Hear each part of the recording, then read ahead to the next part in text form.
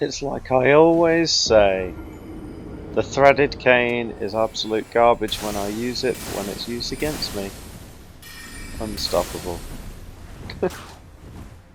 I like that a lot of the weapons that have clearly entered other games have made reappearances. I feel like this is definitely threaded cane inspired. Um, Maybe they had every intention of like using all of the old kits in all of the newer games, because obviously they've put in all of the work to develop it, and they're just trying to, give people whatever experience they want. I think a double whip setup is pretty cool. It's probably not something I would go through, especially after having done a threaded cane like playthrough in Bloodborne. I felt like that was not something that enjoyable. I like the feel of either a straight sword or something massive, like that's like huge payoff if you land it. Otherwise, it's a little bit just like I don't really like the middle ground of a dex build, like when you run around with an Uchi Katana or something like that. It's a bit, you know, it's like, okay, you're either rapid attack or you're heavy attack, but don't give me the middle ground. Like a Claymore build is a bit, it's, you want it to stagger, but then the enemy size gets to a certain capacity and it just doesn't, and it's like, okay, well, getting the timing right doesn't pay off, yet still getting one shot by these. That theme never ends.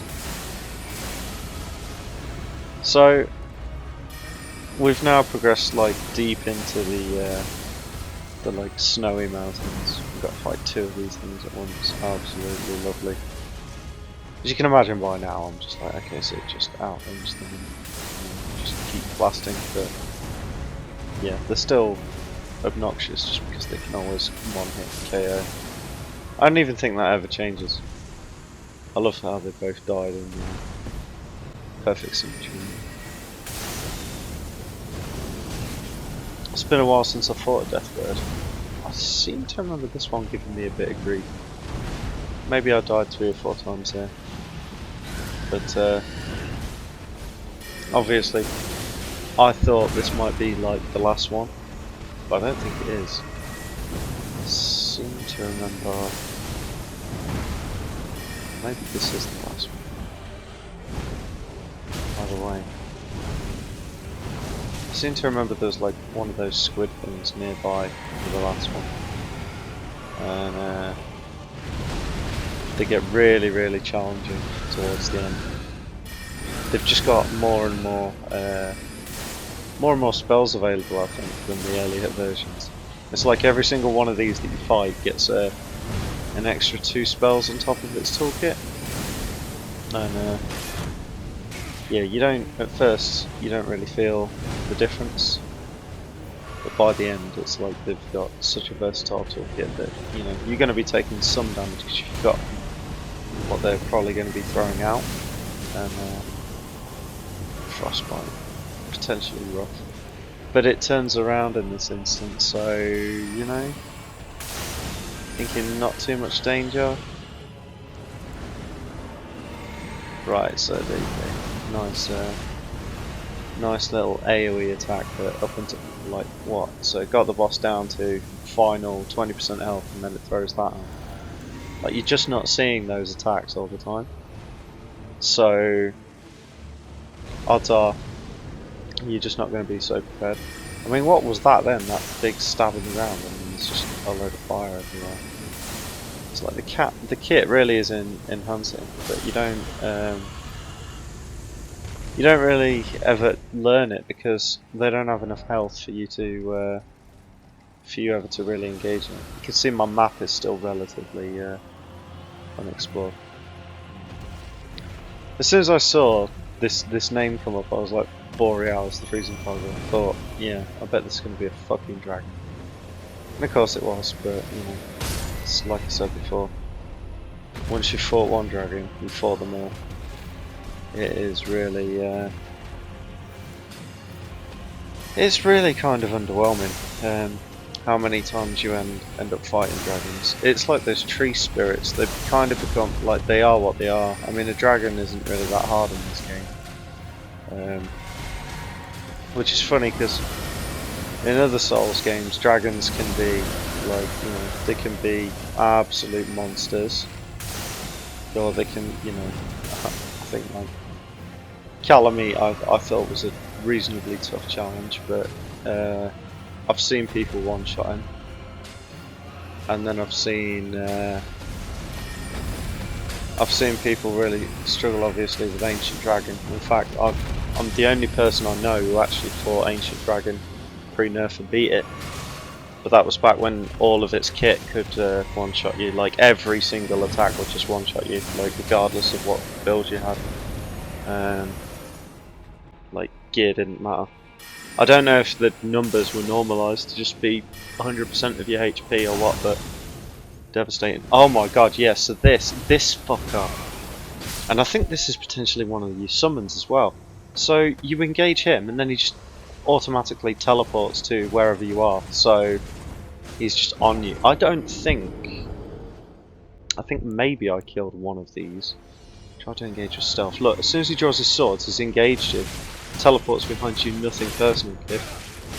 Absolutely devastating. I never found a way to clear all the way across there. I just ran across and collected every item. They just battered me over and over and over again. But yeah, they're real monsters to deal with, all of these teleporting guys. But specifically the one with two swords, it's like I just don't know what you're supposed to do really. Teleport, so you can't, you know, tracking a spell on him, and then he's coming at you with like a flurry of dual wield. He's a nightmare. Oh, you see this another classic boss where he's turned his back on me, so I've flashed up and then full power channel. Big mistake. Look at this damage. Look at this damage. Like, can you do that as a strength build? Do you know what I mean? And you know, I'm playing the game as intended. You know what I mean? I'm sticking to the rules. It's not like I'm doing a cheese or anything. But you can't pull that off all the time. But when you can, you absolutely feel like you should. I mean, some of these bosses are fucking piss easy. I mean, some are a little bit tricky. And you have to stick to regular bread and butter spells. Again, this is another like PvP encounter, which I didn't know that was even here, by the way. This is why it took so long to do this. But yeah, so you know, your standard rules, PvP, homing in missiles are just like, they're just the one. You know, anything that you've got to very quickly do a fast attack off. You know, you want to be doing, you know, like your quick attack comet shards of some descript. And then anything that like moves slowly that you ever get a chance to fully unload onto, you want to be doing one of the big channeled attacks. And some are better than others. Obviously that thing that like just shoots a beam, Comet Azure or whatever it's called, that would be your priority just because it's so powerful. But I mean, in certain circumstances, if you were surrounded by like loads of mods of ads, you'd want to do like a meteor type spell, I guess. But I don't feel like they just don't come up that often. Quite. Couldn't believe getting stuck there, and then he got stuck there. I was feeling like he was really lucky. But this is where it really feels like a Souls game. So watch this. Yeah, classic Souls. Like a fight can be going really good, really bad. But the environment just plays such a part in the game. It just blew my mind that again they're still just rolling off. Again, homing missiles. It's quite a lot of damage. I'm not going to say it's free either, because sometimes you grossly underestimate the how quickly they can close the distance and fast attack you, and it does happen a lot. But that is just me being incredibly green and new to the mage scene and not knowing how quickly some of these attacks can come forward. Obviously you're expecting it to just be like every other Souls game, but the problem is I don't know the extended range on any of these special attacks. Also don't know if they're going to have like some special lunge by default, because I haven't been playing melee, so don't know if it gets changed. Yeah, have that. I really love the I really love what is it? The grandeur like spell where I charge the sword up. It has been a perfect conduit for damage. So yeah, that bird just died to fall damage because you know it flies and it charges forward, and then I don't know, it calculates it as having fell, and not that it's flew through the air. So yeah, stupid bit of gameplay, but you know, I love the game, but it is still dumb in a lot of ways. It hasn't changed in what 15 years, really. Unbelievable. Nearly get him down. So there is going to be a few near misses here, where I'm just, you know, I'm looking for that perfect execution, channeling the maximum damage. And again, that's a huge amount of damage, but then one shot because I'm just trying to get the trade off. I can't remember if in the end I do actually get it, or if I have to switch to like just blown panic shards. I think I commit to this. It's about finding the position where this bullshit doesn't hit you. And again, dead. But yeah, it's. I didn't feel like this guy was very hard at all. Like, I think this would be a piece of piss as melee, because obviously I did most of my work just like, because I've tried blasting him with spells, but what's the point? You just want to hit this ankle, so just chopping him with a sword. So this is essentially what most melee builds would have done. I mean, a lot of the bosses all the way through, a lot of the enemies in general. I gave it a whirl, just rolling around, like to see how it would be as melee, you know, with my magic scaling sword. And I mean, melee is always going to have the option of either going super duper light and, you know, having the mega agile rolls, or, you know, going down the route of having some armor. Either way, you are at a significantly greater advantage than any mage build that is trying to emulate a bit of melee combat. And you're more than likely going down a route where you can have more dex or something, so you've got like more use action and, you know, heavier like loads for armor, but unlikely that you're ever going to suffer the same sort of weaknesses as being a dress wearer, because we're just trying to increase our mana bar, which does fuck all in combat, you know. It's like, great, yeah, we'll be able to do more special attacks, but does that between attacks actually contribute to damage? Not really. In fact, I know for a fact people are still playing this game without even using their special attacks or their mana bars. I know some people like really try and incorporate it into the PvP, but most of the time I don't even see people either overuse their special attacks or they underuse them, and they see so little value in PvE because a lot of players, even now, they're just like, they know that their mana bar is finite, they can't regenerate it, so they don't use it as a resource. If they made the mana bars regenerate, I'm sure that more players would just be using them more freely, because they'd be like, well, you know, if it regenerates again, I'll just use it again. But they're worried that it's this lasting resource, so they don't use it that often. Because they don't use it that often, they haven't practiced, and it lets them down, and it's not a consistent part of their kit.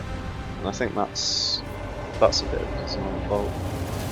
I mean, especially when we're at the point now where we're, you know, we're quite clearly using, like, we've got all of these ways to regenerate mana, like with these bloody blue bug things.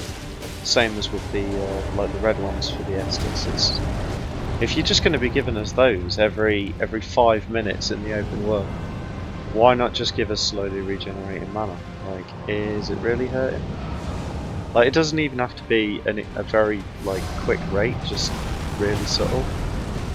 I mean, you gave us options to regenerate health to do with like flasks and rings, you know, some other items at different points of the game. Why not just do it for mana as well? Like, you know, it just makes sense as a logical step. Don't see how it could be that overpowered, to be honest. You know, I understand that for some people, you know, they might consider it like it's an extra way to heal, and so potentially infinite healings on the cards. I don't feel like that's going to be a problem because there's already ways to keep constant regenerating of health in the game. And in fact, I don't realise until a little bit further down the line when I'm fighting Malekith that one of the flasks that helps you regenerate health is actually like so integral at getting you through a lot of the game, just purely because it counters things like any debuff that like takes away your health. You know, you think like Scarlet Rot or Poison, something like that. It's just really, really useful to have something that counters that by just regenerating health at an equal rate to mitigate the damage.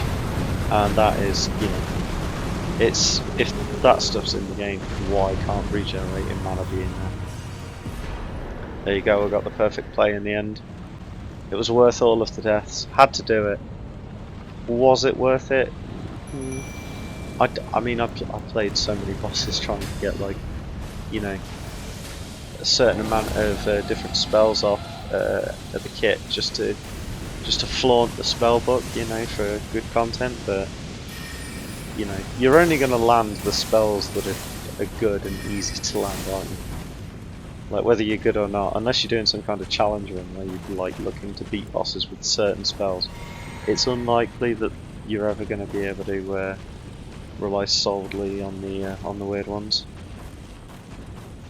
I got this guy down several times, quite close, and all of the messages are just like pointing out that you should just bypass him. But I was like, no, I want to see what he drops. I can't remember what it was. It's something really underwhelming. It might be like a... can't remember if it's like a dragon heart or something. But yeah, this was one of those places where I'm just like, do I let the summon just tank for me? Get a bit of damage, get a bit of damage. He feels quite tanky for the area, and this you know, it kind of scares you a little bit. You think to yourself, oh, okay, so if this guy's this tanky moving forward, maybe actually I've been wrong all this time and I'm not massively overpowered for any areas, and everything's just going to get so much stronger that you really do want to farm every single area. But there were quite a few places in the game where it just felt like certain enemies have just got huge resistances. And maybe it's not the case to all builds, but you know, maybe some, especially some dragons, just have like really high magic resistances. There's actually a dragon on a little platform a little bit further ahead. I think it's next to a lift. It's out on its own platform, and I'm not sure I ever killed it. It's just one single dragon on a platform, and I'm pretty sure it's still there. Oh, Ancient Dragon Smithing Stone, not the worst. But yeah, there's some lone dragon out on a platform somewhere, and it's not a proper like boss. It's not like a named boss or anything like that, but it's still out there. And I don't know what you get if you beat it, but I imagine it'd just be another dragon heart. But I don't know if there's anything significant you get from crossing into that over to that platform and actually surviving. The first time, is this? I think this is actually a one-shot. You know, I can't remember. I seem to remember coming in here completely unprepared and not realising that this was a boss room, like walking around it thinking, have I got to go interact with like something on the altar or something, and you know, seeing if anything comes of it. There were a couple of one-shots out in the game, but as I'm sure you've seen by now on a lot of the footage, most of the game is me getting like 5 or 1% wipes, never quite nailing it all. It's always because I overcommit, thinking that the damage I'm going to do is going to kill them before they'll kill me. But it is just a case of travel time of the spell I'm using. Like if I was doing it melee, yeah, I would have killed it before it killed me, because it would be instant as soon as I land the strike. But because spells take a little while to travel, and they might be sending a projectile back, or maybe some charge attack back, there's usually that little bit of lag, and then I die anyway. Which is probably why I've had 3 trades this playthrough. I mean, it's not the end of the world, but it would be nicer if I'd had a few clean kills without dying. I think when I played through Dark Souls 3, I had loads of one-shots for the first time. I didn't want to say it was easy, because a lot of Dark Souls 3 was like really challenging, but you know. There were just a lot of parts where I was just like, well, I've seen this boss before, you know, and it was just another refined version. The thing about Souls games, if you've been playing a lot of them, you've probably seen every sort of trick in the book. Like Blizzard always gets this with World of Warcraft, like over time, there's only so many new mechanics that you can introduce where people haven't seen something, and then every new boss is just a combination of what they can put together. So you know, people will see different combinations, or it will feel like a similar fight, and they'll basically just be able to work their way around. Nice little one shot. For that is what you are. Pretty important part of the game, being recognised as a lord. Felt good, that. Feels good to anyone who's in your corner. And my boy the Jar, it is really sad that you fight him to the death, and like so easily as well. Tragic.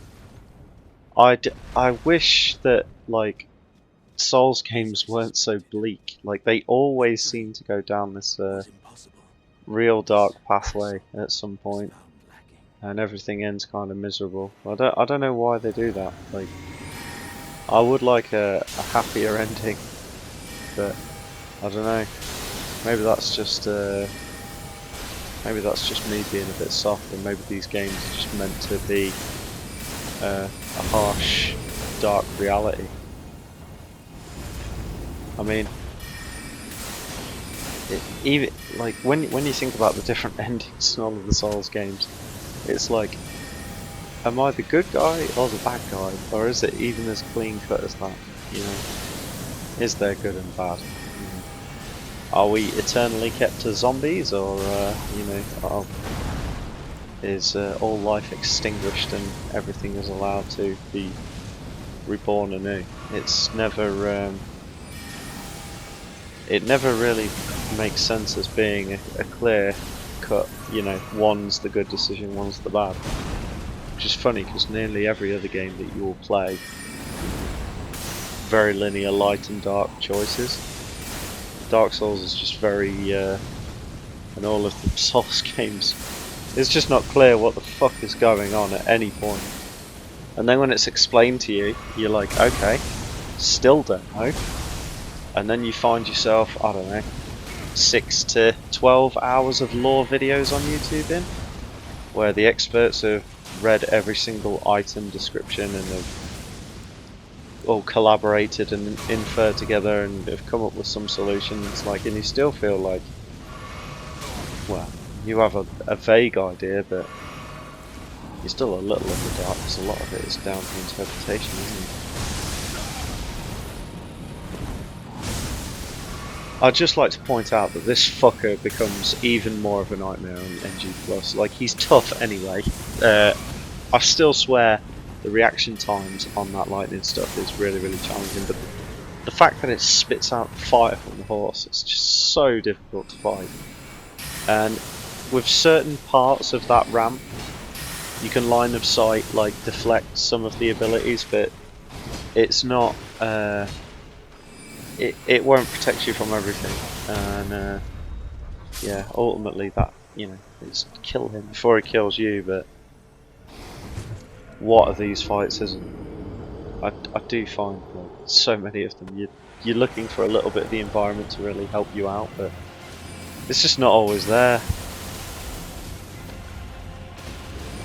So I think this is...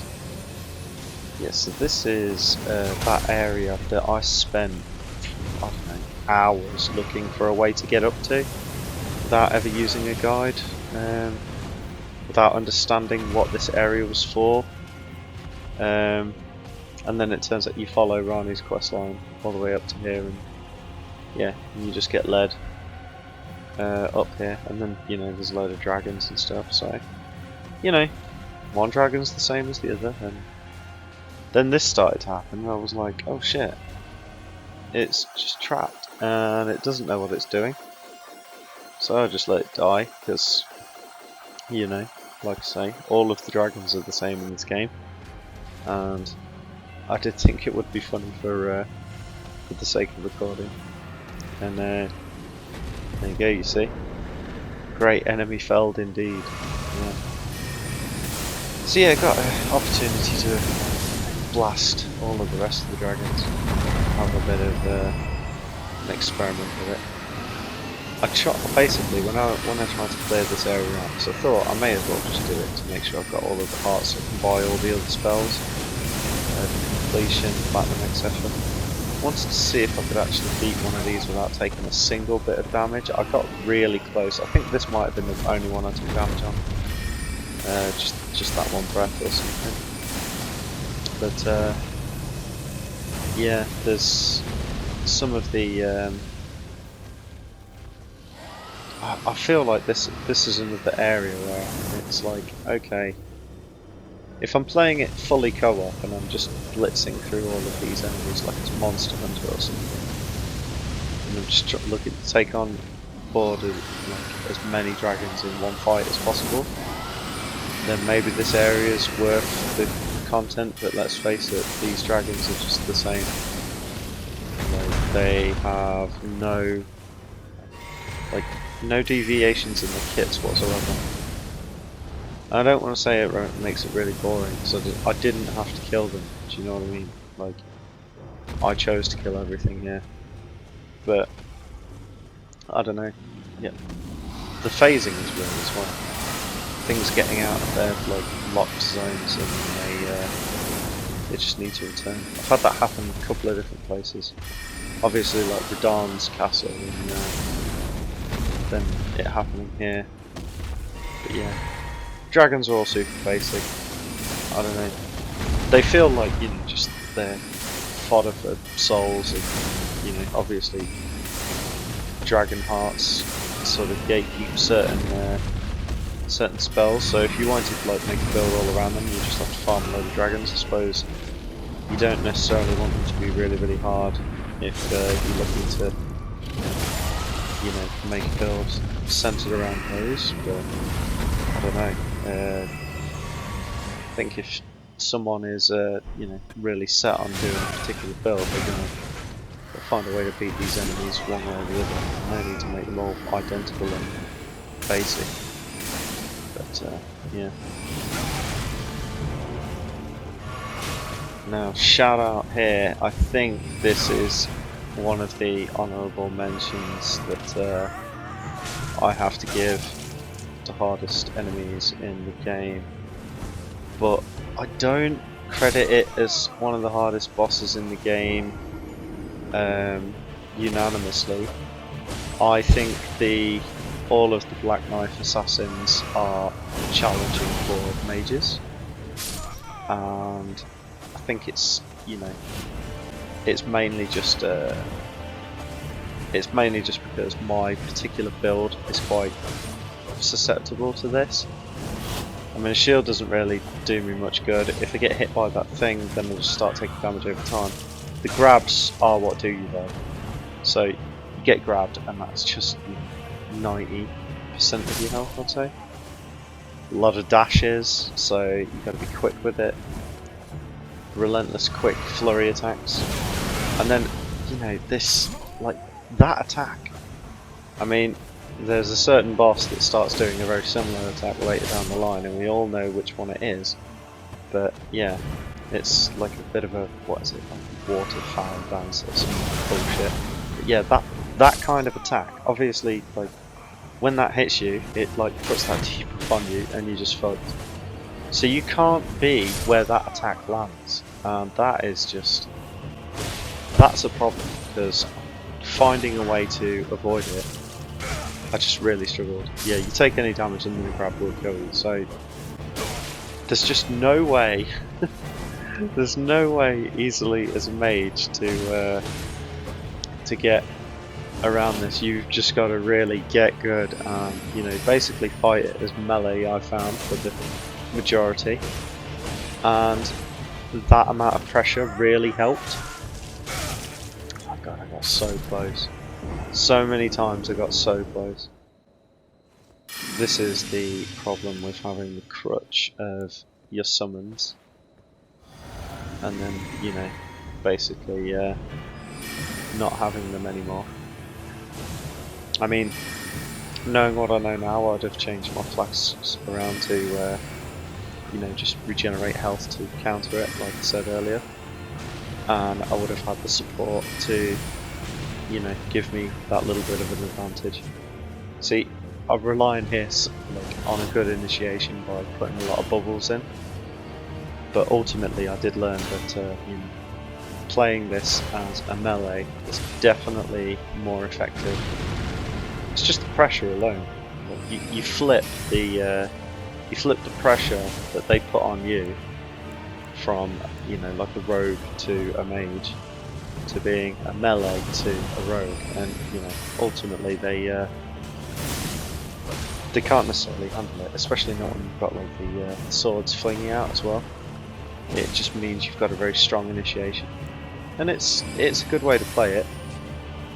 I think I experimented with a few different like, you know, sword spells as well. Like the big great swords like hit very, very hard, and they, you know, do stagger well. I was trying to figure out if the one where you summon like loads of tiny little swords was actually better. I'm not sure if it's more damage, but I'm sure it potentially stun locks longer because more of them can hit you. But I'm not sure if it poise breaks you to a greater degree. I think it is literally just like potentially hits you all at a, you know, a staggered rate. So if it's an enemy that's easily stunned, the swords are probably a better shout because keep an enemy stunned for, you know, a longer period of time. But if it's a tougher enemy, the great swords are probably going to beat anything hard enough to actually stun them. So, and they do that quite a lot. You know, it's probably worth having no matter what, but they are, it's pretty good tech. At that point, when I had him stunned then, I was, you know, thinking to myself, oh god, why didn't I just crit him? But we got there in the end. Felt good, this one, really felt good. And then of course, obviously, oh, big arrow, used to be an adventurer like you. Yeah, then having the, then having Black Knight Tish as a summon. I mean, I didn't realise for a long time, but he'd become an integral part of my like endgame play style throughout the end, because he is just a very powerful summon. But I didn't know at that time, so it's a long time before I start using him. But helps me a lot with Melania down the line. There you go. Nice one to finish.